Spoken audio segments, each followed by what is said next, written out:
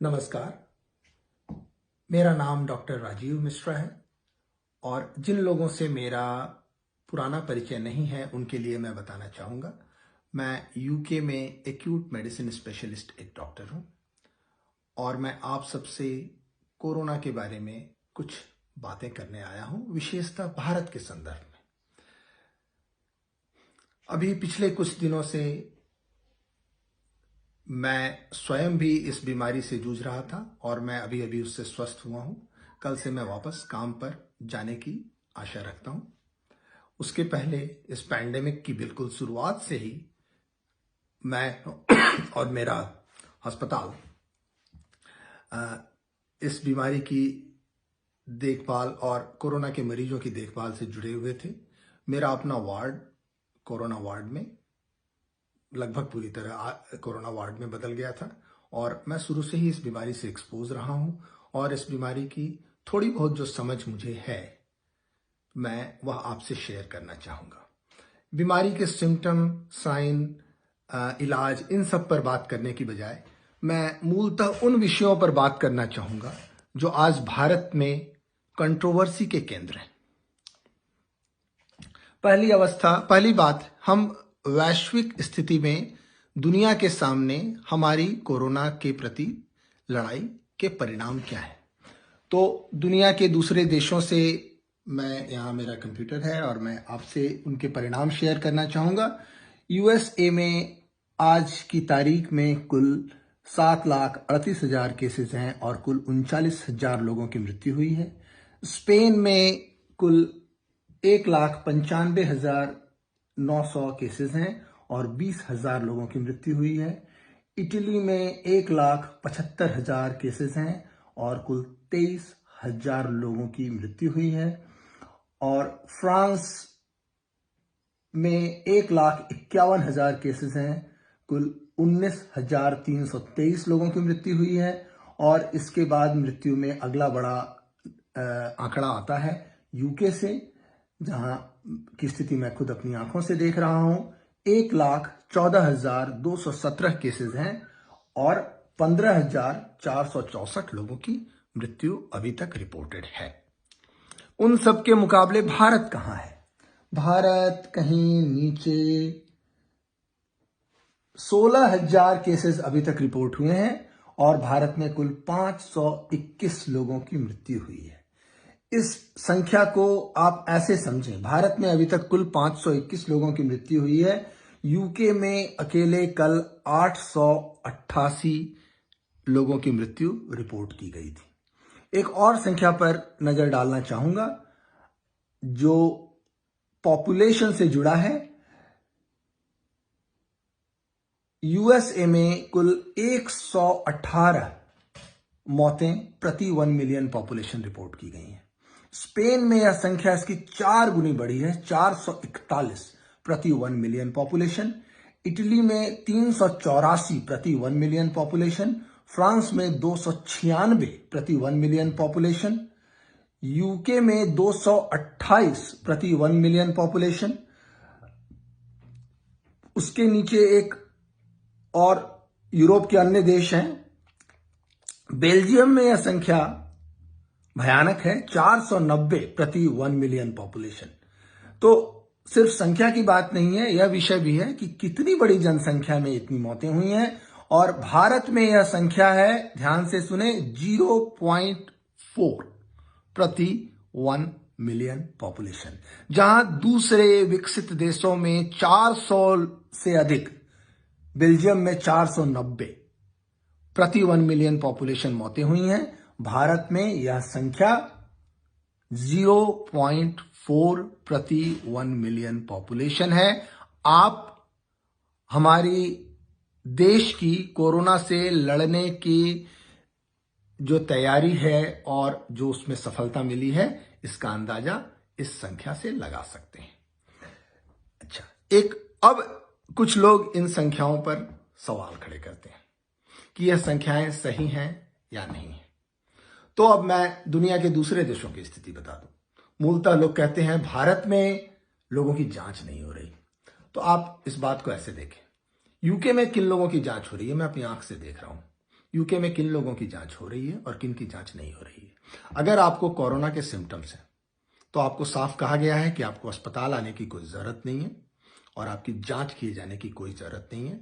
आपको कोरोना हो या ना हो, अगर आपको इसके सिम्टम हैं तो घर पर बैठे। उसके मुकाबले यहां पर सिर्फ उन्हीं लोगों की जांच हो रही है जो इतने बीमार हैं कि उन्हें अस्पताल में भर्ती करने की जरूरत है। तब यह निर्णय लेने के लिए कि उन्हें कोरोना वार्ड में भर्ती होना है या सामान्य वार्ड में भर्ती होना है, यह निर्णय लेने के लिए उनकी जांच की जा रही है, अन्यथा उनकी जांच नहीं की जा रही है। जो लोग कोरोना पॉजिटिव पाए जाते हैं उनके परिवार की भी जांच नहीं की जा रही है।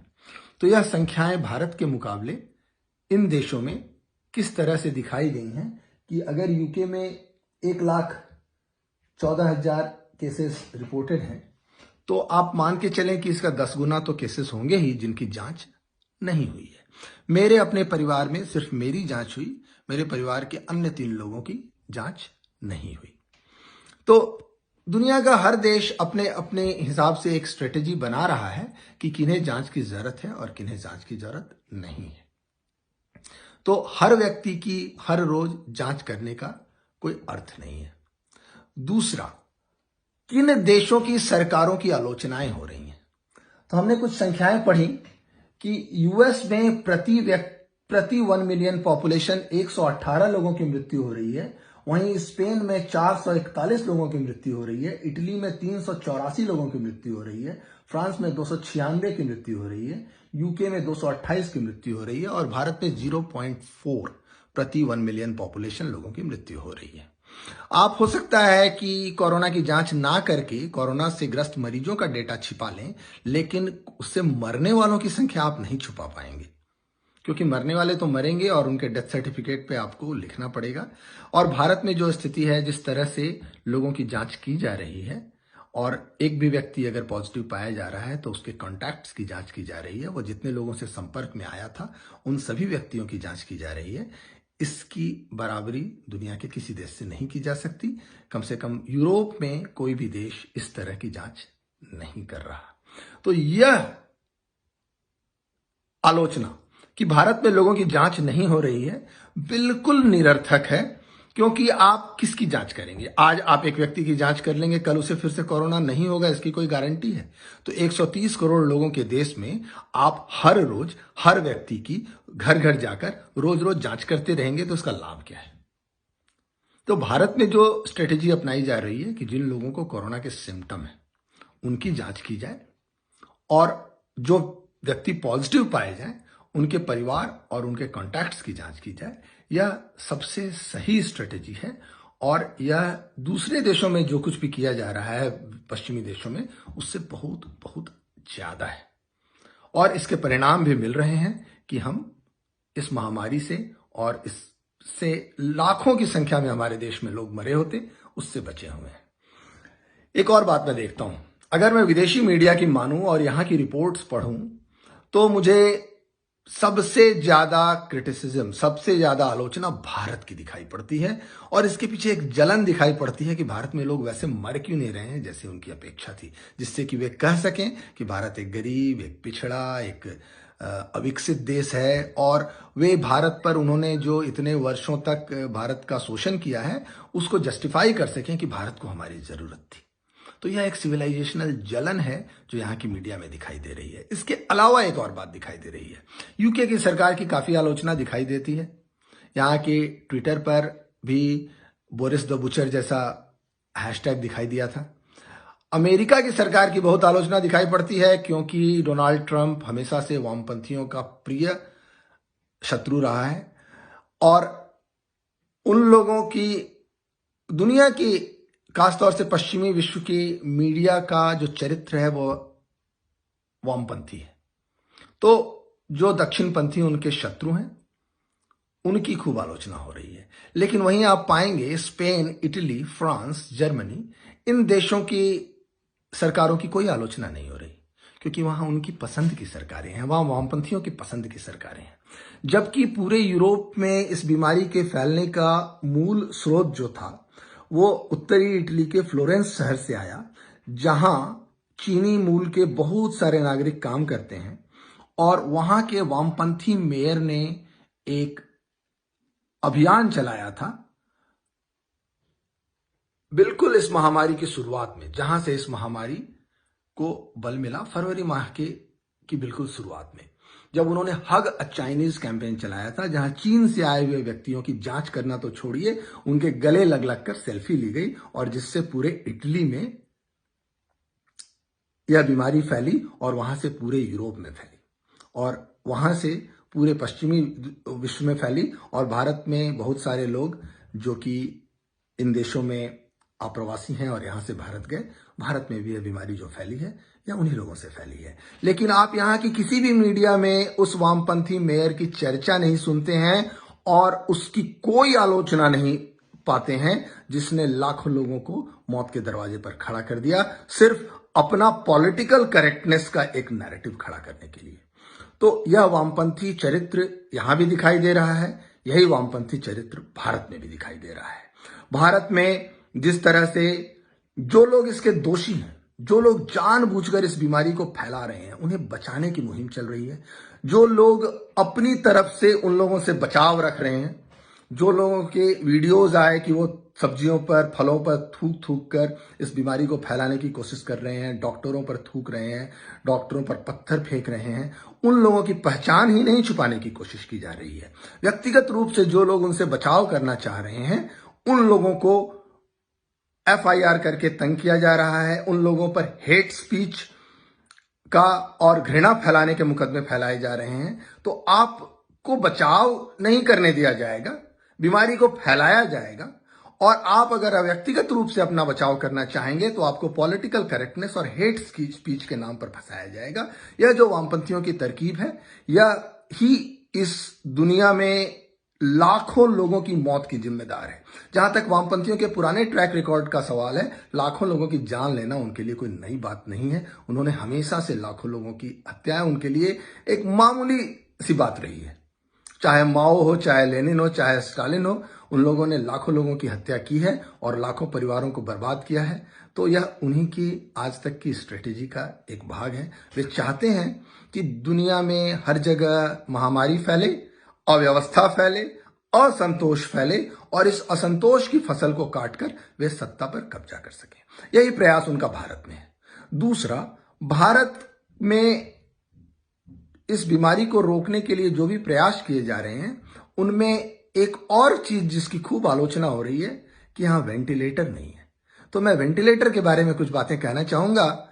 पता नहीं जो लोग ये आलोचना कर रहे हैं उन्होंने जिंदगी में वेंटिलेटर देखा है या नहीं। मैंने कई साल ICU के डॉक्टर के रूप में काम किया है और यूके में भी मैंने 1 साल ICU के डॉक्टर के रूप में काम किया है एक्यूट मेडिसिन की अपनी ट्रेनिंग के दौरान। तो वेंटिलेटर के बारे में बता दूं, यह इतनी सहज बात नहीं है। जितने लोग वेंटिलेटर पर जाते हैं उनमें से भी 50% की मृत्यु हो जाती है, अच्छी से अच्छी सुविधाओं के बावजूद, यूके में भी, अमेरिका में भी। तो वेंटिलेटर पर जाने से बचना ही हर किसी के हित में है। ऐसा नहीं है कि वेंटिलेटर रामबाण उपाय है। दूसरी बात, वेंटिलेटर कोई पंचर का किट नहीं है कि अब्दुल मियां आएंगे और पंचर लगा के चले जाएंगे। एक वेंटिलेटर को चलाने के लिए जितनी ट्रेनिंग की जरूरत होती है, वह ट्रेनिंग वर्षों की ट्रेनिंग होती है। इतने दिनों से ICU में काम करने के बाद और वेंटिलेटर चलाने के बाद भी मैं अपने आप को पूरी तरह से सक्षम नहीं पाता हूं कि मैं अपनी इंडिपेंडेंटली एक वेंटिलेटर को हैंडल कर सकूं और सारे कॉम्प्लिकेटेड केसेस को हैंडल कर सकूं। लेकिन और ARDS जो कि इस बीमारी की सबसे खतरनाक कॉम्प्लिकेशन है, उसमें वेंटिलेटर को हैंडल करना सबसे अधिक मुश्किल है। और दूसरी बात, वेंटिलेटर को हैंडल करने के लिए सिर्फ डॉक्टर ही नहीं चाहिए, डॉक्टर तो चाहिए, एनेस्थेटिस्ट चाहिए, कम से कम इंटेंसिविस्ट चाहिए और उनके पीछे वर्षों की ट्रेनिंग होती है। और कुछ लोग कहते हैं 10 लाख वेंटिलेटर दो। अरे 10 लाख वेंटिलेटर चलाएगा कौन? हर वेंटिलेटर वाले मरीज को 1-to-1 नर्सिंग की जरूरत होती है, यानी 24 घंटे हर समय एक नर्स एक वेंटिलेटर के लिए चाहिए होती है, क्योंकि सिर्फ वेंटिलेटर पर मरीज को नहीं डालना होता है। वेंटिलेटर पर डालने के बाद उसे पैरालाइज करना होता है, उसको सीडेट करना पड़ता है। इन सब का एक प्रोटोकॉल है, एक एक सेकंड का हिसाब रखना पड़ता है, लगातार उसकी मॉनिटरिंग करनी पड़ती है। गले से उसकी एक सेंट्रल लाइन डालनी पड़ती है और उसके आर्टरी से लाइन डालनी पड़ती है जो उसके ब्लड प्रेशर को मैनेज कर सके और कंट्रोल कर सके। सो इतने कठिन और जटिल प्रोटोकॉल हैं जिनको कि हैंडल करने के लिए 1-to-1 नर्सिंग की जरूरत पड़ती है। अगर आप बहुत रिस्क लेंगे तो आप शायद थोड़ी देर के लिए 2:1 नर्सिंग कर सकते हैं, अगर एक नर्स ब्रेक पर गई हो तो एक वेंटिलेटर को चलाने के लिए 24 घंटे में कम से कम 3 नर्सें चाहिए। आप 10 लाख वेंटिलेटर मांग रहे हैं तो आपको 30 लाख नर्सेस चाहिए, और वो ट्रेन्ड नर्सेस चाहिए जिन्हें इस चीज का पुराना अनुभव हो। अन्यथा आप एक मरीज को पैरालाइज कर देंगे, वो खुद से सांस नहीं ले सकेगा, उसके गले में ट्यूब डाल के उसको वेंटिलेटर पर जोड़ देंगे और उसके बाद उसको आप मॉनिटर नहीं करेंगे तो आप उसकी जान ही लेंगे। तो जो लोग कह रहे हैं हर किसी की टेस्टिंग करो और हर किसी को वेंटिलेटर दो, उन्हें ना तो टेस्टिंग की कोई समझ है, ना वेंटिलेटर की कोई समझ है। उन्हें इस बीमारी को रोकने में सहयोग देने की कोई रुचि नहीं है। उन्हें सिर्फ सरकार को ब्लेम करना है, उन्हें सिर्फ अव्यवस्था फैलानी है, उन्हें सिर्फ समाज में असंतोष फैलाना है और उस असंतोष की फसल काटनी है। उन्हें कोई समझ नहीं है कि वेंटिलेटर कैसे काम करता है और किसकी जांच की जानी चाहिए। ऐसे लोगों से बचें, ऐसे प्रचार से बचें। मैं कहूंगा हमारे देश में आज के दिन में अगर लाखों मौतें नहीं हुई हैं, सड़कों पर लाशें नहीं गिरी हुई हैं, इटली और स्पेन वाली हालत नहीं है, तो इसके पीछे हमारी सरकार की दूरदर्शिता है, हमारे सरकार का हमारे प्रति कंसर्न है, और यह एक बहुत बड़ी उपलब्धि है। ऐसी स्थिति में अपने देश का और अपने सरकार की पूरी व्यवस्था के साथ सहयोग करें, और जो लोग इसमें बाधा बनते हैं उन्हें पहचानें, उनसे दूरी बनाए रखें, ना भूलें, ना माफ करें। बहुत बहुत धन्यवाद।